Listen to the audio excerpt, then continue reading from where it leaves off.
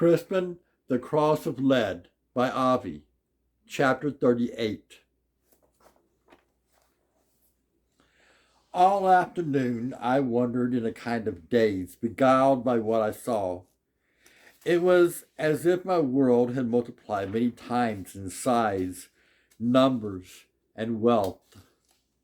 My eyes fairly ached with marvels ever seen, even as my heart beat with sheer excitement. As for my anxiety about being in the town, it melted clear away. And then, at that point in my wanderings, when I thought I'd seen all there was to see, I came upon the town's great square.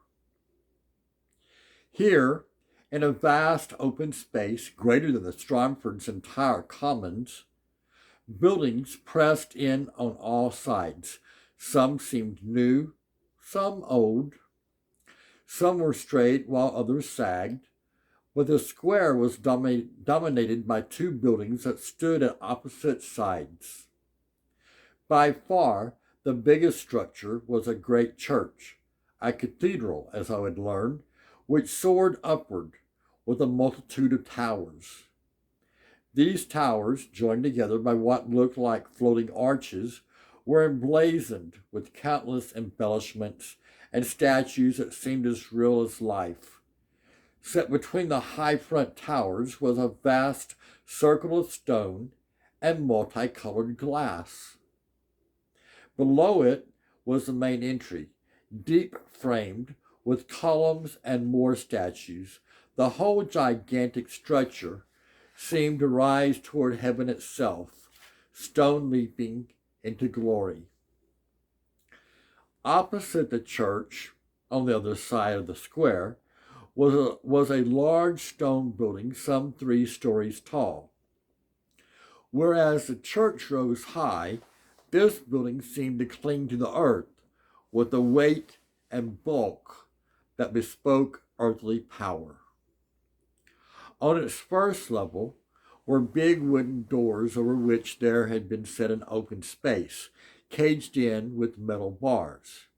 To either side of these doors were small windows, similarly enclosed. But on the second level, at a considerable height, were 4 huge windows side by side with pillars and stone tracery. Set before the windows was a balcony under which stone lions' heads protruded. Stone lions' heads protruded. Flags with various designs of blue and gold hung on poles. Other flags were black. Here, too, soldiers paced. The third level had smaller windows, but unlike the church, which stood alone, this building was hemmed in close on either side by ordinary structures. Between the church and this large building was the great open space, the town square itself. It held crowds of traders with booths and stalls, with more sellers of goods and food than I could count. Swarms of buyers were in attendance. Most were walking, but a few were on horseback, wending their way through the middle of the crowds. I'd walked about the square, gazing at the endless number of things being sold, many of them objects I'd never beheld before: cloth of many colors and types, Muscovy furs, Toledo daggers, Flemish hats, Italian gloves.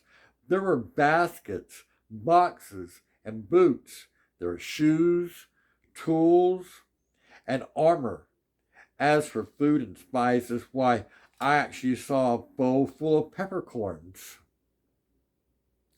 And everywhere, coins clinked and abacuses rattled. I wished I had not already spent my penny. Timidly, I approached the great church itself. For a while I stood before it, trying to decide if I might be allowed to enter. What, I wondered, might it be like to pray in such a place? But aside from its great size, It was the soldiers about the doors that made me hold back, yet they seemed to be paying very little attention to the crowds of people who went in and out. When I saw children enter, I made the sign of the cross over my heart and went forward. In truth, the soldiers barely looked at me as I passed through an entryway crowned by statues of Mary and Jesus, plus other saints whose names I did not know. I promised myself I'd return with Bear, who would, I was certain, know them all. But when I stepped past the vestibule, I gasped. Before me was a space of such immense size, height, depth, and breadth that I never would have thought it could exist on mortal earth. Burning candles blossomed everywhere, enough to awe the stars. Through sweet and smoky air, great columns rose to dizzying heights, while enough multicolored light poured down through stained glass so as to turn the hard stone floor into pools of liquid hues. From somewhere unseen, a chorus of swelling chant rolled forth, filling the celestial space with sounds that made me think of the measured beating of angels' wings. It was as if I had entered paradise itself. Any number of people were milling about or were on their knees in prayer. Afraid to go any further, I sank to my knees too, pressed my hands together, and simply stared with wonder at the church itself and then at the people. As I knelt, my gaze fastened on a particularly devout man who was kneeling, hands tightly clasped in prayer. Though he was wearing a soldier's quilted canvas jacket, red leggings, and high leather boots, somehow he seemed familiar. After a while, he began to look about. As he turned, the hairs at the back of my neck began to prickle. In truth, I could hardly believe what I was seeing. It was none other than John Aycliffe, the steward of Stromford village. Moreover, I now realized he was not alone, but attended by men dressed in the same livery as those the great lady I had seen had about her person. Even as I began to grasp who it was, Aycliffe shifted farther about. Before I could gather my wits, he turned full face toward me. Our eyes seemed to fasten on one another. It was as if neither of us could believe the other was there, and we were in Stromford's forest once again. But then he set up a cry, shouting, "There!" and pointed right at me. "The boy! The wolf's head! He's here! Catch him!" These men, taken by surprise, spun around, saw whom he meant, then began running in my direction, shouting, knocking down anyone who stood in their way.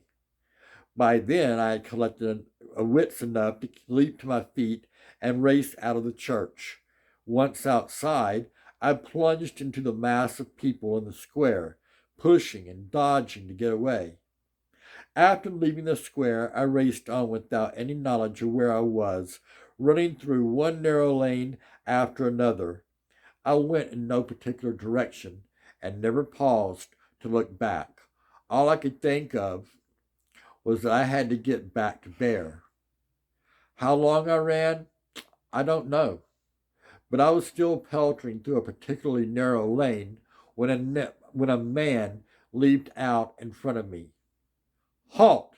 he cried, his arms spread wide enough to prevent me from passing. End of chapter 38. Crispin, The Cross of Lead by Avi.